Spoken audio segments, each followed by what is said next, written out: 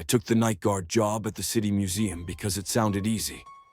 A few patrols, camera monitoring, quiet hours, the kind of job where nothing ever happens. The day staff left at 9, and the building settled into a silence so heavy it felt alive. In the main hall stood the museum's most famous exhibit, a life-size sculpture draped in a pale funeral cloth. No face, no features, just the suggestion of a human form beneath the shroud. The plaque called it the Witness. They told me it was over 2,000 years old. Unearthed from a burial site no one could explain, a tomb with no door. On my first night, the outgoing guard gave me one piece of advice. Don't stare at the sculpture after 2 a.m. I laughed. He didn't. At 2:13 a.m., the hallway lights flickered. The cameras glitched with static. And I heard something. Not footsteps exactly, more like fabric dragging across stone. I checked the hall. Everything was still. The Witness stood where it always stood, unmoving.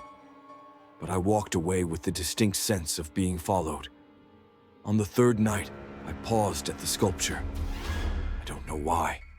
Maybe curiosity, maybe something else. The cloth over its face had shifted, just a little, like it had leaned toward me. I stepped closer. The air around it felt warm. Sculptures aren't warm. I turned away, and in the reflection on the glass case nearby, I saw the shrouded head tilted. Not forward, toward me. But when I spun back, it was still in its usual pose. On the fifth night, the security cameras picked up motion in the main hall.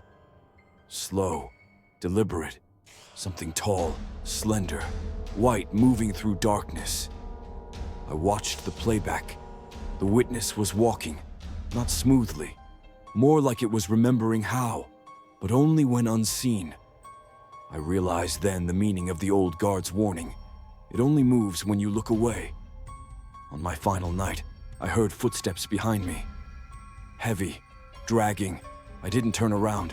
I just walked toward the exit, each step slower than the last, as if the darkness itself thickened around me. The footsteps matched my pace. Closer. And then I felt breath on the back of my neck. Hot, damp, human. I reached the door. My hand shook so badly I missed the lock 3 times. The footsteps stopped. Not because it stopped moving, but because it was right behind me. I didn't turn. I didn't look. I ran. I don't work there anymore. I don't go near that building. I don't even like passing museums in general now. But sometimes late at night, when the world is quiet and still, I feel something standing just behind me, waiting for the moment I forget not to look.